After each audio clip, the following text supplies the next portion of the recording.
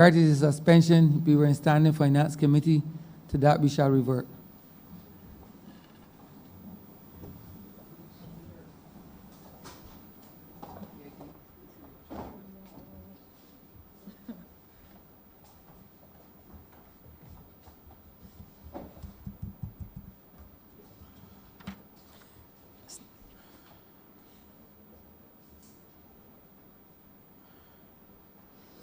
Standing Finance Committee resumes.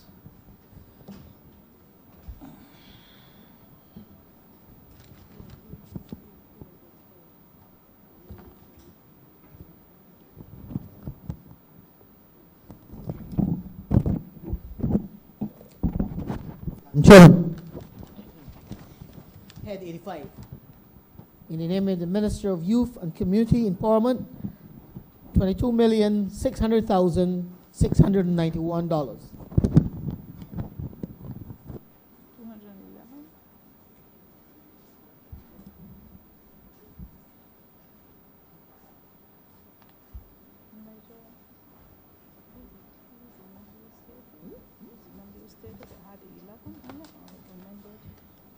What is this number?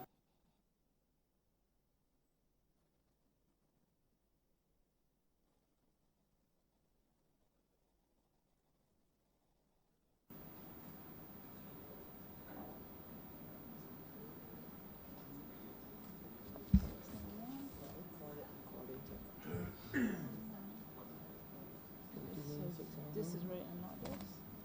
Let's see. There were some amendments come down.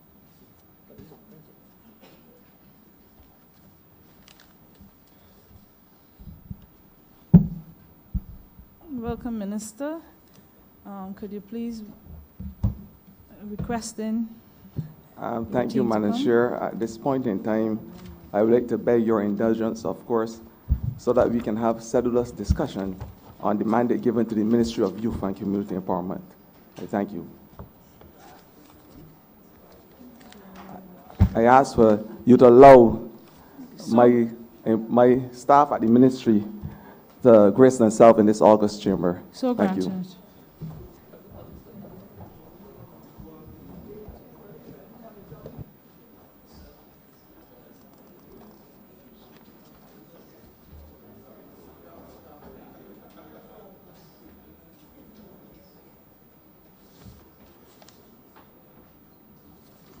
Oh gosh.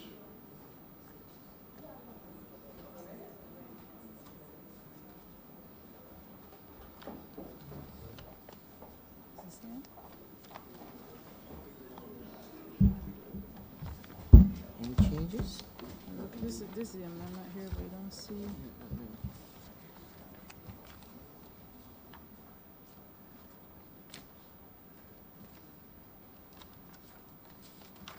Before you start, let me just have a quickie with him.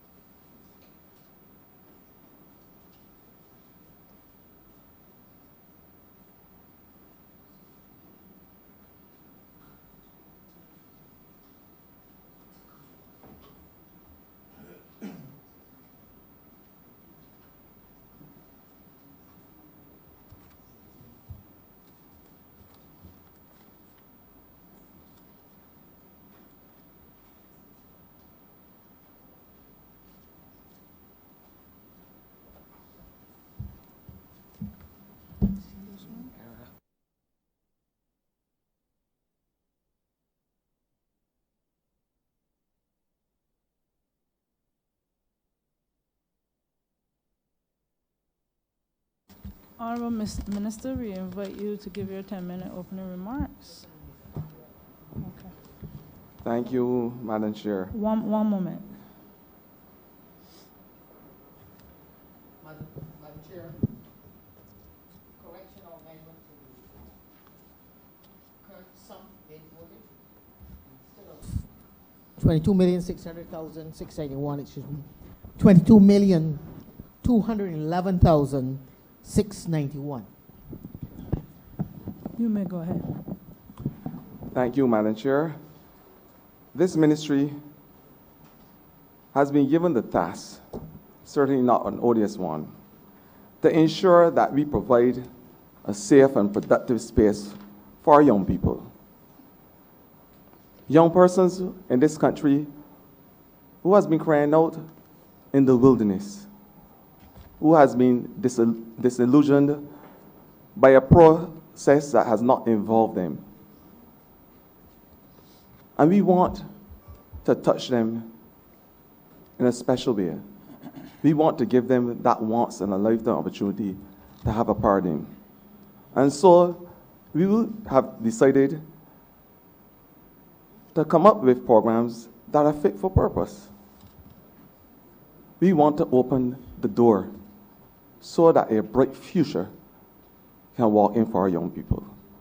And so, Madam Chair, with the blessings of the Prime Minister of this country, you would have heard the Barbados Youth Advanced course being exposed on August the 15th. A new program which will seek to incorporate and involve all those young people at the bottom of the spectrum, and certainly those who would like to have a tangible stake in this country. This program, of course, will involve those between the age of 16 and 20. And we recognize as a government, and my trusted department has done studies to show that out of the 4,000 or so young persons that leave school every year, at least 2,900 remain unemployed and disengaged. Coupled with the other 5,000 or so that are already in society. There is an old maxim that says, and speaks to the fact that the devil finds work for idle hands. In this ministry, we are going to ensure that the young people, using, of course, their passion and imagination, that they have not only a voice, but a tangible space to develop their creative imagination. Of course, Madam Chair, almost everything great in this world has been created by our young people. And so we must give them that opportunity. We must scratch their minds with a new experience in such a way that they will never return to their old dimension. And that is the experience that we intend to share at the Youth Advanced Score, where they will have young persons, of course, a 6 weeks residential component. This component will seek to teach those young persons basic life skills, resilience, character building, those core values that are so lacking in today's youth as it relates to the society that they come from. After that 6 week component, there is going to be a training module designed specifically to attract the needs of our young people. We are not going to tailor-make programs for our young people. We are going to use their creativity, their desires, their imagination. So I'm happy to say today that after 2 cohorts, where we would have passed out around 350 or 360 persons, I am happy today to say to you, Madam Chair, and the entire country, that a lot of those young persons are all over Barbados, training in the not only constructive industry and the normal courses that we would know, but of course, Madam Chair, in the agricultural science. In the new sciences, the aquaponics and hydroponics. The aquaculture, Madam Chair, these young persons have an interest in technology. They understand better than most of us in here the usage of technology. And in this technological world, animation has become a big part of their conversation. And so this program will offer courses in animation, virtual science, robotics, of course. And there are some young people, and I'm happy to report today, that are involved in coding. We have 2 young persons in this country working for Google, as we know it, and Amazon. These are the type of experiences that we must give our young people. Because one of the things that this country has as a resource is our people. We may not have gold and bauxite like other countries, but certainly we have to invest in what we have and make the best of it. And it's our young people that need to be able to build out Barbados and give us the type of resilience we need as a country. And so I'm happy also to report to this country that we have young persons who have shown interest and have asked to be part of the biodiverse projects that will help inform us and militate against the threats of global warming. We have young persons who are interested in biodiversity and are keen to be involved in the Sea Turtle Project, that are interested in, of course, the Green Monkey exercise. And definitely, and I know my colleagues will laugh when I say this, but there are some who are interested in being part of the program which will seek to protect the endangered species, what we know as Philodactylus, or the leaf-toed gecko.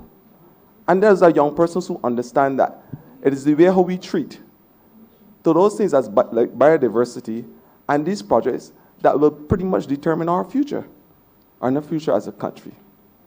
And so, Madam Chair, I am happy to tell you that after the first phase of training, these young persons will certainly be involved in national projects. Because in the same way we are telling young persons that they have to meet us halfway and we are going to invest in them, we are also saying to them that there's something called give back. And you must be a part of building out Barbados. So the national projects could be, for instance, Madam Chair, the building of the hospital, painting of schools, being part of the labor market force, being involved in district emergency management, coastal zone management, being part of the cleanup exercise that is happening to this country, because we believe in changing the aesthetics of Barbados. We are saying that Barbados must be a clean place, and there must be a cosmetic overhaul. But at the same time, we are also saying that the most active players in this conversation are our young people. So this is what the Barbados Youth Advanced Score is going to do for this country. It's going to help build out Barbados as we know it. And at the same time, it's going to give young persons the opportunity to live the Barbadian dream. And that's what we are saying as a government. Gone are the days where we are only interested in show, paparazzi, glitz and glitter and glamour. Gone are the days where showmanship is the order of the day. We are saying that young persons in this country must have a tangible stake in the development of Barbados. And so our programs must be able to encourage our young people to put their hands to the plow and become part of society and building this country. In the same way, you will hear the Prime Minister say that many hands make light work. We are willing to work hand in glove with our young people. The antithesis of this, of course, is that no work make light hands do. So we must be able to engage our young people and find meaningful employment for them. And that's why I commend the member who went before me for the Job Start Plus, because a lot of these young people will be able to filter into this program. We are also saying as a government that we are going to give young people the opportunity, using their passion, their unreserved potential, to be able to do everything that they want in Barbados, as long as it's positive. And of course, Madam Chair, there are those who we call the most vulnerable, who are crying out like a voice in the wilderness, who for over the last 10 years, last 10 years, as I may say, have not been part of the building out of Barbados. We call those guys the guys on the block. We believe as a government, the moral test, the moral litmus test, is how we treat those at the bottom as well. We will have heard the Prime Minister and the entire cabinet and government spoke lucidly about what we have done as a government. And our first couple of weeks of coming to office, we were saying the worst decision ever made since adult suffrage, as it relates to education and tuition fees. But in the same way we will treat those at the top, we are saying those at the bottom of the spectrum must be involved in this Barbadian exercise and the Barbadian dream. And so the fellows, what we call the block guys, we have started a program called Building Blocks, because we believe that the small blocks that are built as a foundation is what will grow and develop this country. And those same youngsters, they may not have the academic skills and qualifications like those at the top of the spectrum, but what they have is the creative imagination. And I'm happy to report to the country today that we have started building, in a literal way, 4 blocks around Barbados. That in the Back Ivy, one in Bonnets, Britain's Hill, one in Silver Hill, of course. I won't forget that. Then there is one in Parkinson Field. And I'm happy to say that not only is there a sense of ownership and excitement amongst those youngsters, but of course, there is a sense of community involvement and altruism, where persons from all over the community come together to lay those blocks. We are going to build out those youngsters, not only in a literal way, in terms of providing commercial spaces and allowing enterprise, of course using the trust loans, because they must understand that they have to walk, not in front or behind, but at our side as a government in this journey. So we are saying that this exercise, this blockpreneurship that we are doing, is going to create an atmosphere for commercial activity, allowing these same youngsters that were once in deviant behavior and delinquent behavior to be involved in wholesome exercises. We are going to scratch their minds with a new experience so they will never walk and go back to their old dimensions. That is what we are going to do as a government. And the community department, of course, we have just put a sum of money for the repairs and building out of the community centers. There's a new program, of course, in the community department. And everybody in Barbados, those who are interested in the creative arts, would have transfixed their eyes, of course, to our Beige to the World talent show. Because one of the things that we believe is that there is a pool of creative talent in Barbados. And so, Madam Chair, we have decided that this talent must not only be seen in the 4 corners of Barbados, but must bless the entire world so that Barbados will be recognized for what it is in terms of having that talent. We are saying to Barbadians to bring their creative imagination, bring their creative talent. We are going to infuse it as a government, and we are going to allow Barbados to be the shining light in the world, the country, the beacon, the mecca of the Western Hemisphere as we know it. But we understand fully that communities can only do it if there is a symbiosis of what happens at the bottom in terms of the youth and those who we consider the elderly. There must be mentorship programs. There must be active community groups. There must be Trojans in the community. A few seconds, please wrap up. Who are responsible for taking care of our nation's children. I am saying that I want to give this country the calm and rested assurance that these programs that we have before you are going to change and transform the lives of the young people in this country.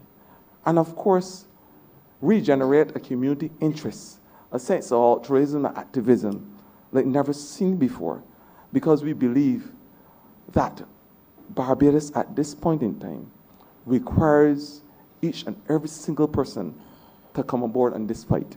And we believe that if we lose one, Madam Chair, we lose one too many. So with those few words, I'm asking members to comment and let us have meaningful discussion about the way forward for the Ministry of Youth and certainly community empowerment. I thank you. Thank you. Honorable Leader of the Opposition. Thank you, Madam Chair. The reality around our youth population in Barbados today is that too many of our young men are going to the prisons. Too many of our young men are going prematurely to violent graves. Too many of our young women find themselves vulnerable and exposed to the graph of sexual predators because of their desperate economic situation. And there's too much of a sense of obvious drift existing among our youth population. And one may content oneself in pointing to those negative realities, but I think if one is to be honest and balanced, one would also acknowledge the high levels of creativity existing among our young people, the level of intellect that is obvious and is the product of and the outcome of significant levels of financial investment in education and in training of our young people over the years in Barbados. If one looks clearly and one is honest, one sees the existent energy that is there as well. So there is a positive side. And I said all of that to say that as we treat to the well-being of our youth and provide an opportunity for them to advance in this world, what we're doing in real terms is nation building. We're developing the Barbados of not only tomorrow, but in many respects the Barbados of today, because the urgent moment is upon us when we have to ensure that as a government, as a people, we get it right, and that our young people, the present and future of this nation, that they get it right. And I said all of that simply to congratulate you, Minister, on your appointment, and to underscore my view that the mandate, the responsibility thrust upon your shoulders is a serious and significant one. And I look forward in the exchanges of this exercise to hearing you and your ministry team relate the vision that you have for young people to the numbers and the programs outlined in the documents. Thank you. Honorable Member for St. Lucie.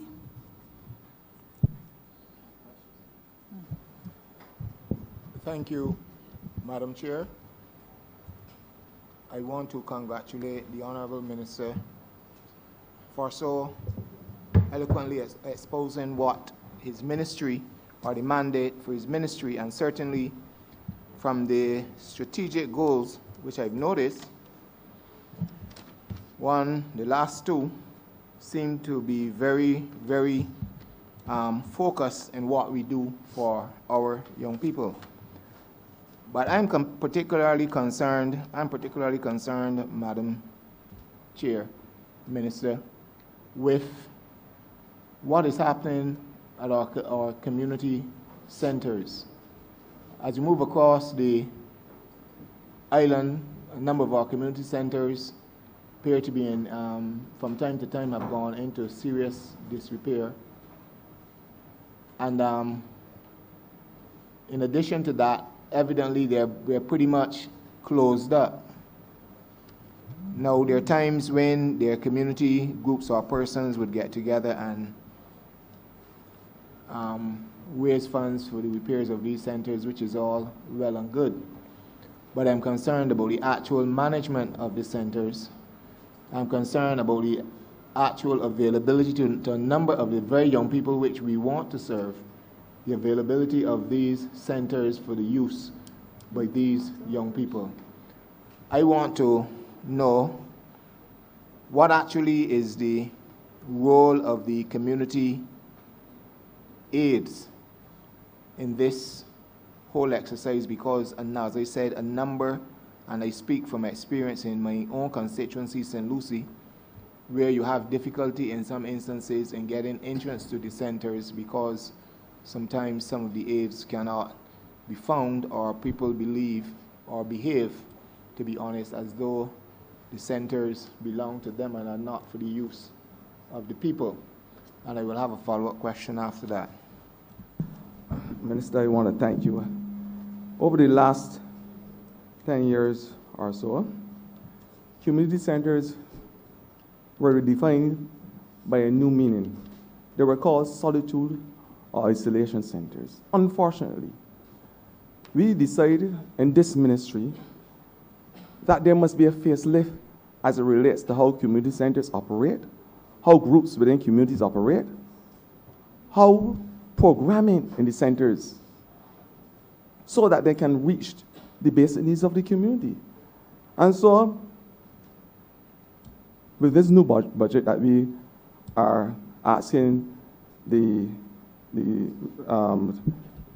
August Chamber to approve, we have had reason to start a program called the Community Management Committees, because we believe that communities must have a physical state in what happens in community centers. We believe that communities, similar to what happens in Parkinson and the Parkinson Resource Center, that is managed by a community and managed very efficiently. The community is responsible for the maintenance of the building. Plumbers, carpenters from within the community come and give, as part of community altruism, give their time, their effort, and sometimes their funds to ensure that they have a safe haven for not only children, but the elderly in the community. So I'm making a special appeal today because this is something that we believe is the right model to carry this country forward as it relates to community building. So to your question, Minister, and there's also pilot projects being done right now at Rockfield and St. Mars. These are 3 centers that are being manned by the community. And the interesting thing about it is that since we have started this pilot project, these centers have been managed with a high level of proficiency. There has been painting done by the community. There have been programs instituted by the community. The community is responsible for the security of these centers. Their report to the community is, and the officers, any problems or concerns. And we infuse what they are doing and try to make programs relevant and fit for purpose. Now, the other question about the aides in communities, of course the aides are the point persons within the communities. Those are the persons who are responsible for ensuring that programs within communities have a parochial feature to them and that they respond to the needs of that particular geographical space. So they interact with the communities, formulate programs based on the needs after due diligence, and then report to the officers who will put the program up the line to the chief community officer and obviously the permanent secretary in ministry, so we can have those programs augmented. That is the system that works. Unfortunately, over the years, it has not worked. There was concern of money being spent, rather than at community centers, on graduations. And the centers were never opened for whatever reason. We are saying that there is a trust in this ministry to have community management committees. We are going to ensure that there is a new drive as well. It has started where we stimulate the communities and encourage them to form community groups, because we believe that the cultural groups, the social groups, the clubs that we had in communities was an integral part of the sustainable development of that community. Because the sustainable development speaks to people. It is how you build out people in a community. It was basically the bedrock for the growth and development of communities, community groups. And so there is a new trust in this ministry to have community groups active again.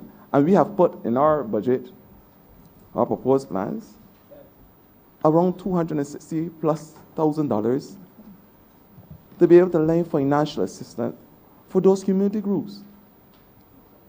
Because we believe that community groups will be the answer to a lot of the disillusionment that is permeating the communities. And over the years, as the member Parliament of St. Lucie rightly alluded to, the community centers have been in a state of disrepair. I, at one time, called them isolation centers, because that's what we thought they were. And we are saying that we have decided as a ministry to put our money where our mouth is and what is important to people. And so we have started, the repairs have started already in a number of centers, and we are going to do it across the length and breadth of Barbados. We are also saying, and we are thankful for the philanthropic organizations like the Maria Holder Trust, because government can't do it alone. It's about partnerships. And we understand that unless you have good partnerships, you cannot have the sustainable development that a country imagines to have. So we are saying to those organizations, the Sandy Lane Trust, community organizations and groups, and the private sector for coming on board. Harris Paints, that give us a lot of paint for these centers. Because they understand that they are part of Barbados. And if they are serious about the development of You have a Barbados, few seconds left. I would not catch a lot of fry, Madam Chair. But I am only saying that communities will have a new breath of fresh air. And we will inject new life, and not only the centers, but groups within the communities, so that they can lift and shoulder the entire community. Thank you, Madam Chair. Thank you. Thank you, Minister. I heard you mentioned, this perhaps may be more directed to the Chief Community Development Officer. You mentioned about the management teams from communities being set up. I would want to know how this process is, what is the process for this in terms of the setting up, actually, in terms of the choosing of persons for these management teams from within the communities.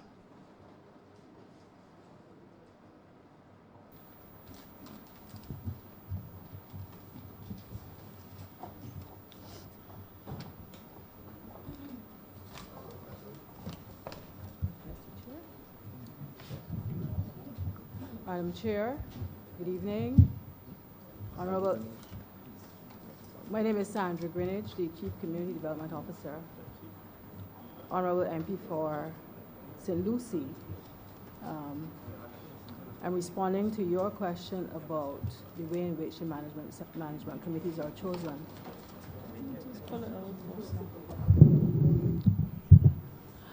I think you would be aware that communities are diverse, And it's quite easy to talk about management committees for each center, but there is not a situation where one cap fits all because of the nature of the various communities and the types and the people who are interested.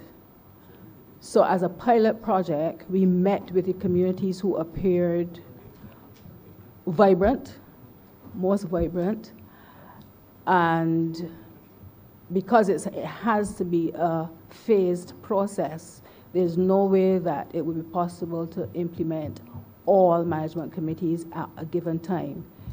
So we met with the interested groups and group representatives at these centers, and we agreed to form an interim steering committee, which would be a pilot project for the management, after which we would have all groups meet and there would be a nomination process and we would take it from there. So this is really a pilot to see how it goes. And as Minister said, it has been working very well, and we will review it and try to expand it as time goes on, within the coming year for sure. Thank you, Chief. One other question, though. I noticed here under the community the program 422 with the community development department. It is responsible for community mobilization, construction, management, maintenance, etc. I have noticed that there have not been many new community groups in the last, in my constituency, in the last few years or so. And some of those which existed have actually gone very, very dormant. What is the ministry doing to assist in the resuscitation or of the groups that would have gone dormant, or the establishment of new community groups? And because I think sometimes that we get the impression when you hear people hear about a community group, they think is a football club or cricket club. I see a community group as one being diverse in what it offers to the public, whether to the people in the community, whether it is cricket, football, training in terms of classes being established for basketry, icing making, and all these kind of things.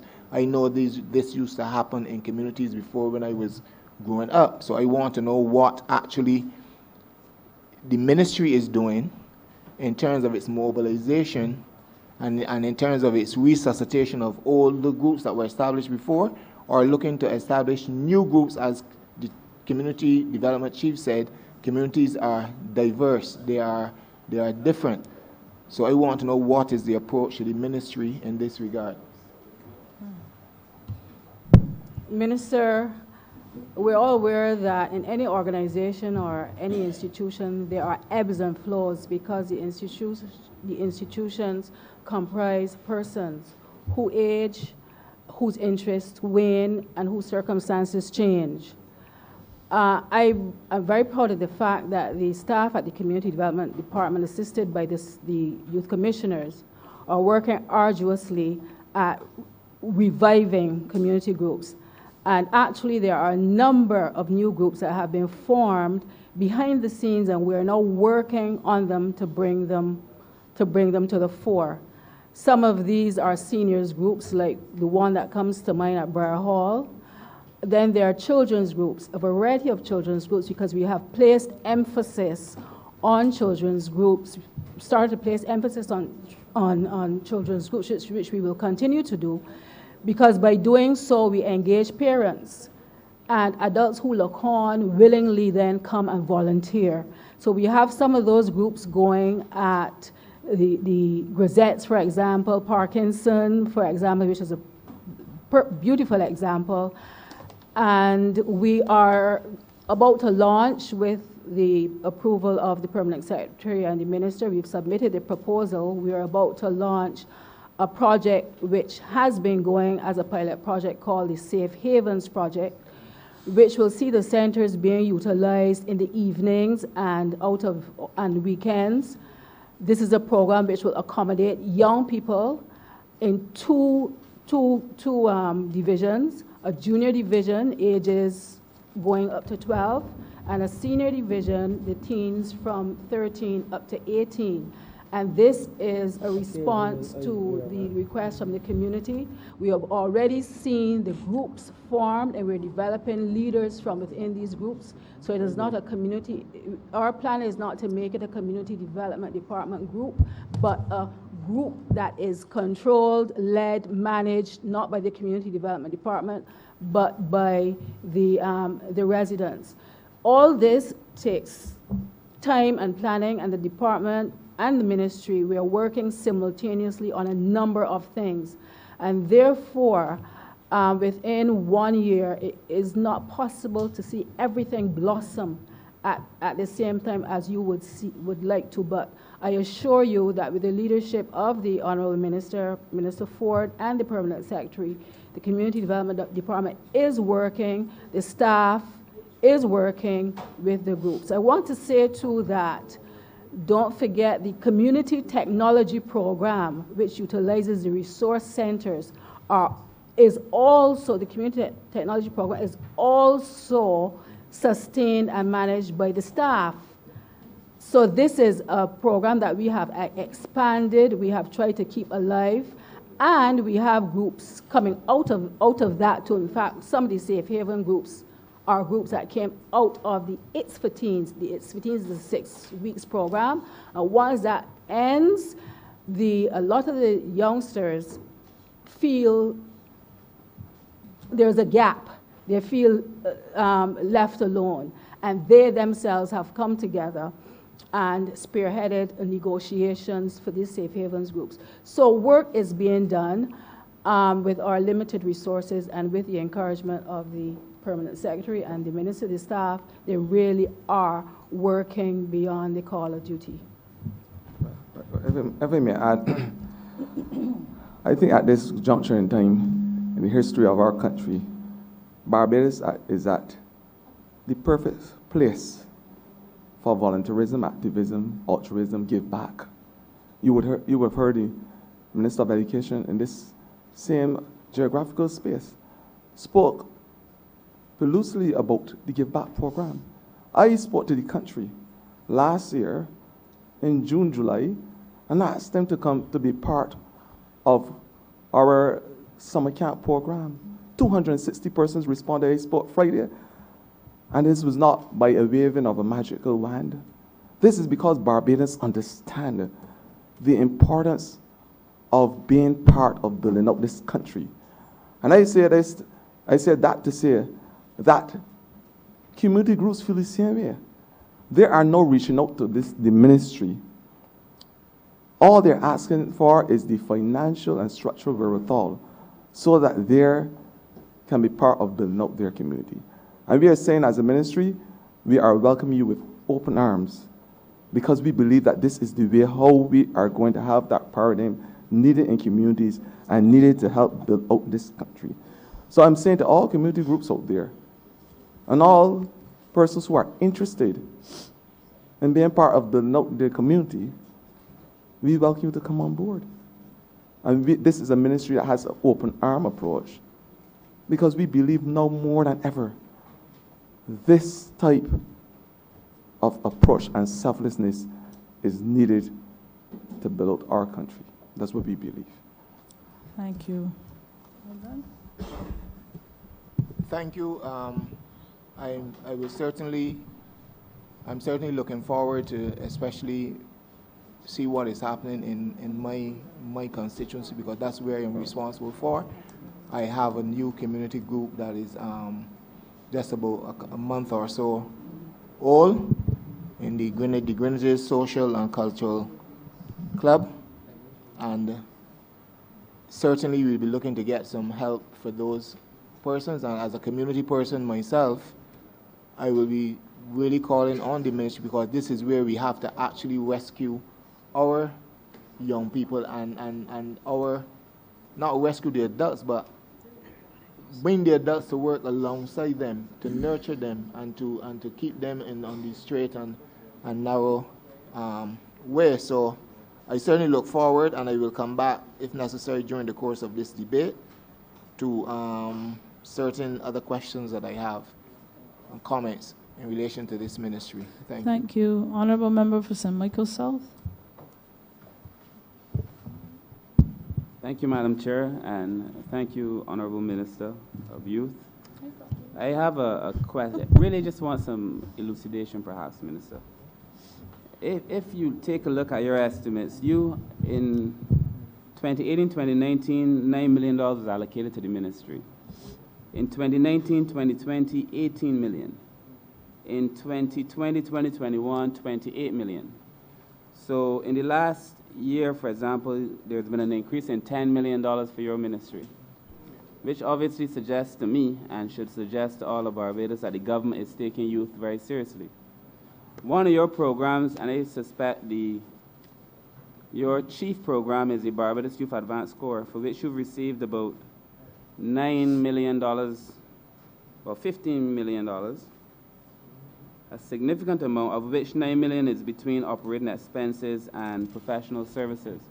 So it's not even tied up in, the money given to you for this program is not even tied up in salaries. It is really for programming. So if you could explain to me, perhaps, what is the purpose of the Youth Advanced Corps? How many persons you have now? What are the aspirations of the program? And perhaps the fundamental difference between the Corps, the Youth Advanced Corps, and what used to be the Youth Service, and how I could perhaps get some of my young persons in the constituency of St. Michael South into this program as well.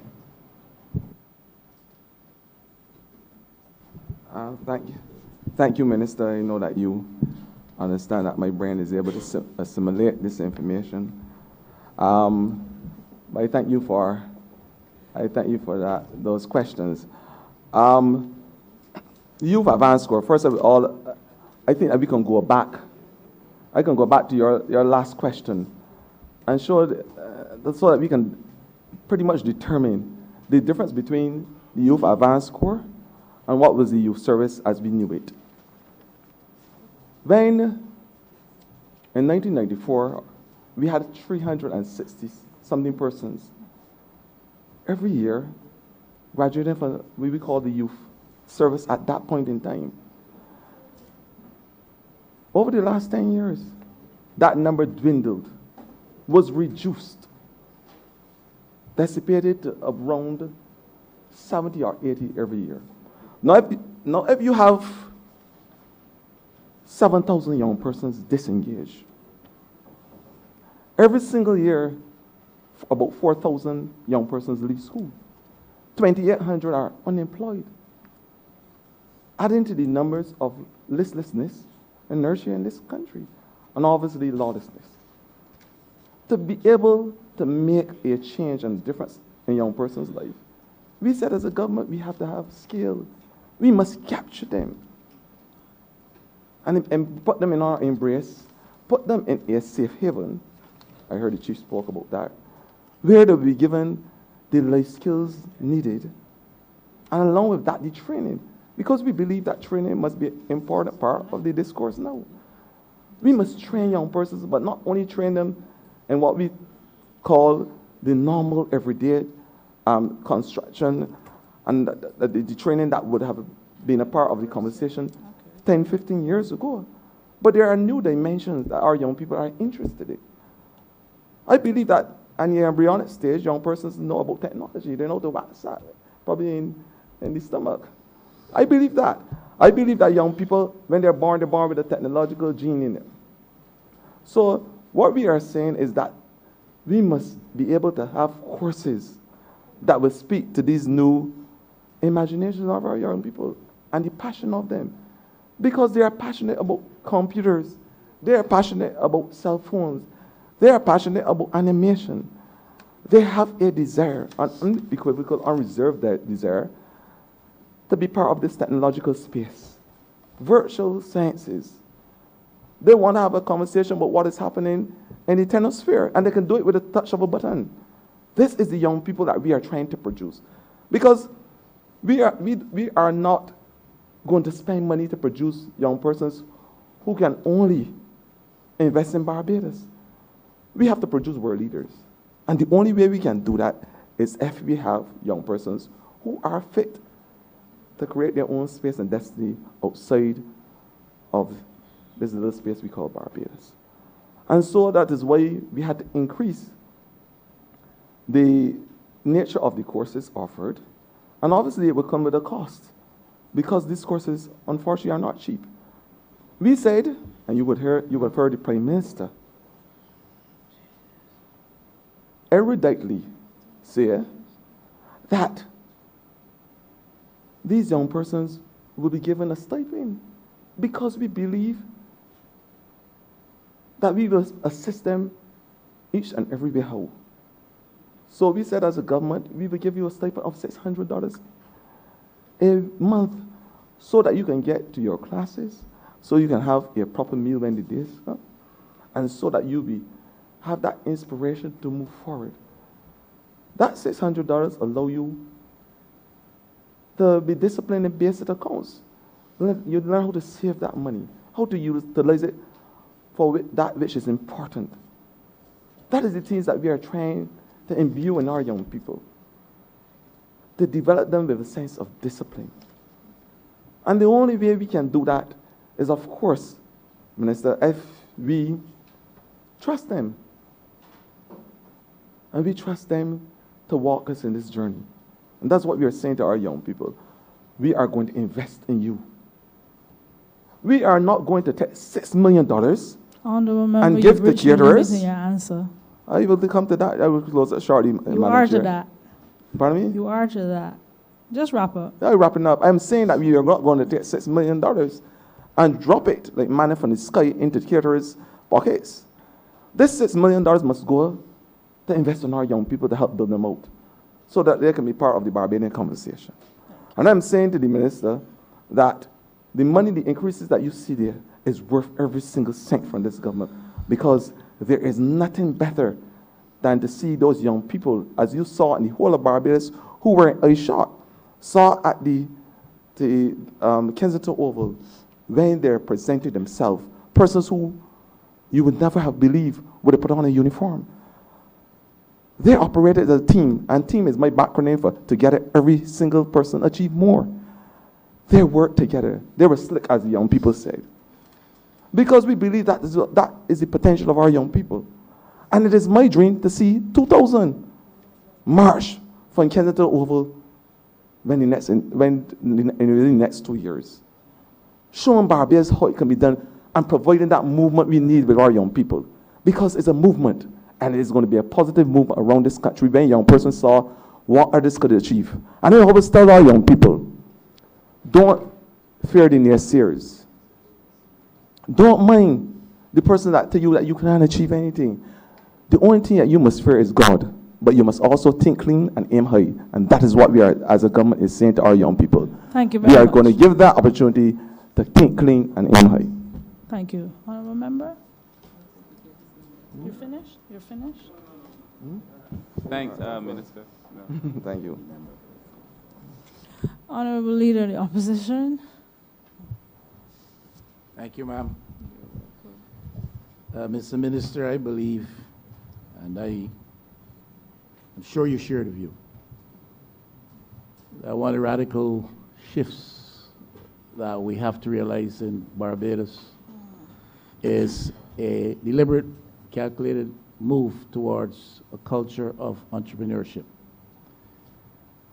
Our young people must be taught that you simply cannot aspire to go through the system and then find a job in somebody's employ, but that you can become an employer yourself. So we have to see that radical shift towards a culture of entrepreneurship. The technology, as you rightly observe, is the context that will help us to get there. It also provides the capacity to achieve in this regard. We have to see a new class of employers and a class of employers that is enduring. The history of Barbados is that when it comes to black entrepreneurs, they have proven to be fairly transient and non-enduring. And we have to see, therefore, the creation of a class of employers that is enduring. A question, I see a lot of exposure with reference to the youth entrepreneurship scheme. And I'd like to hear you speak a little bit about that to update us as to the level of achievement in relation to the goals which have been set for that program. I want to thank you, Leader of the Opposition. And I want to say to you that your views are not dissimilar from mine, especially when I first visited the Ministry of Youth and Community Empowerment. The reality is that out of the 4,000 persons that leave school every single year, at least 1,460 have a burning desire to be entrepreneurs. They want to own their own business. And certainly, our youth entrepreneurship scheme, which has been going on for the better part of probably 20, 30 years now, they have responded, and the numbers are there. I will get to the numbers and let my PS talk about that shortly. But we have responded to the needs because we recognize that with creativity comes special desires. And these young people want to create their own market space. Along with that, of course, you would have heard about the building blocks, which I alluded to earlier. We graduated over 200 young persons in those 4 blocks. They would have gone through a youth entrepreneurship scheme training module that allowed them to have not only the life skills, but basic entrepreneurship skills in accounts, marketing, you name it. Where that they'll be able to, along with the trust loans, be able to sustain their businesses. But just as important is the follow-up, monitoring and evaluation. Because we must never, ever detach the umbilical cord at a premature stage. We must walk young persons in the journey from start to enterprise. And you've heard that as one of the maxims of the Youth Entrepreneurship Scheme. Along with that, we have a new program, which we have partnered with the prison. And the Member of Parliament for St. Thomas, she's very aware of what I'm about to say. The Youth Prison Fellowship Association, and I want the whole of Barbados to understand what I'm saying. Ex-convicts, more than likely, are not given the opportunity to be employed in this country.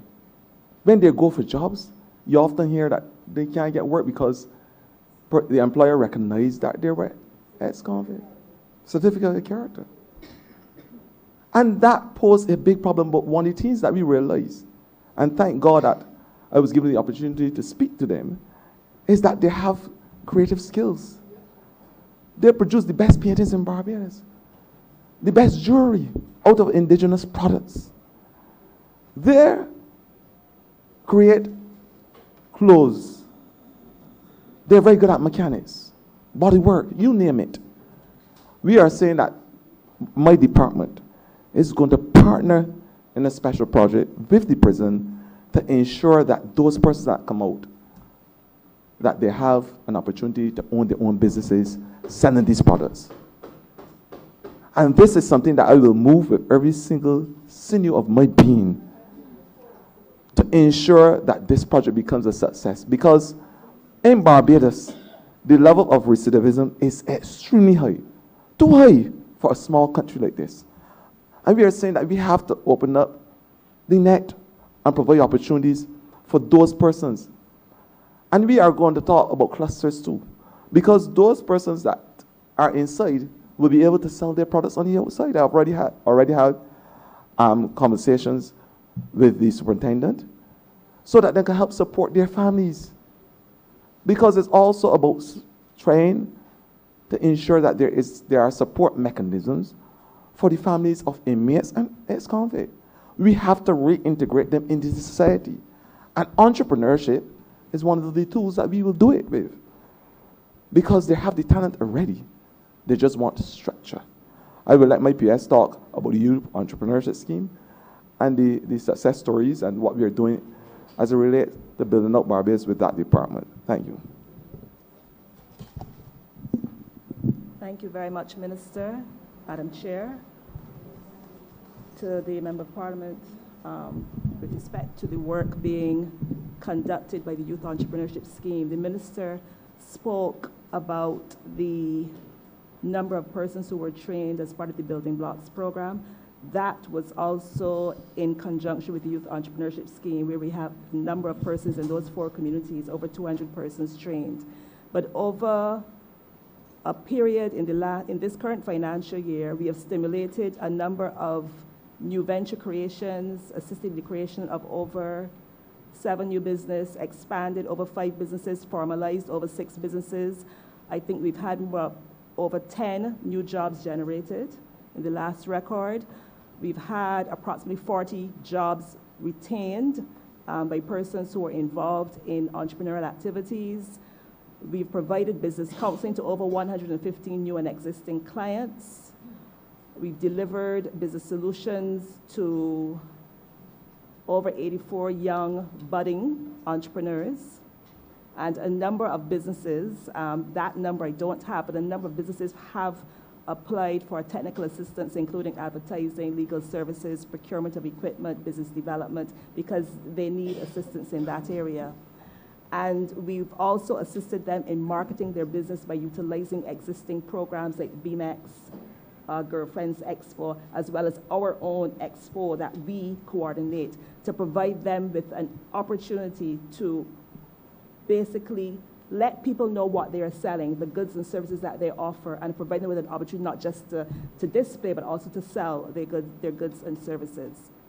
One of the things, though, I think we need to stress on is that, well, yes, has been conducting a number of programs with a very small staff, I may add. We recognize, though, that we do have to get back into the schools. There was a Yes Juniors program that was being conducted under Yes for quite a number of years. With decreasing budgets over the years, there was not a very strong focus on Yes Juniors. What we have decided that for the next financial year, we're going back